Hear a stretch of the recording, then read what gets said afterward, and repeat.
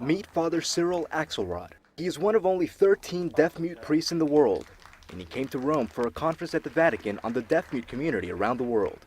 He's traveled all over the world to educate other deaf-mutes at conferences like this one. His commitment to helping others speaks volumes about his dedication in spite of his handicap. Father Axelrod is also blind.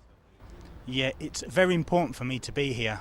That's because, well, firstly, it's an opportunity to communicate with the church leaders and to ask them and to tell them about deaf and to have them know about our culture.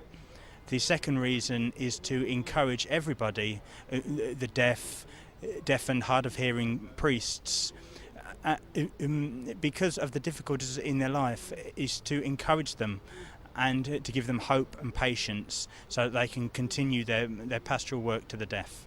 The three-day conference focused on the care of deaf-mutes in the church that included pastoral care and attention to deaf-mute faithful. We felt it was important to build the relationship with the church and the deaf. David Lovett Malloy is another one of the 13 deaf-mute priests in the world that uses sign language to celebrate Mass. We use an interpreter. For example, when I teach deaf people about communion and Mass and baptism, wedding, I teach them and we use an interpreter or I use sign language. It's very important that we do this. Before, the church did not allow the ordination of deaf-mutes. Now it's more open. There are many organizations within the church, like congregations, that are dedicated to our deaf-mute brothers and sisters. Families and individuals from 67 countries attended the meeting and had a chance to meet the Pope in an audience.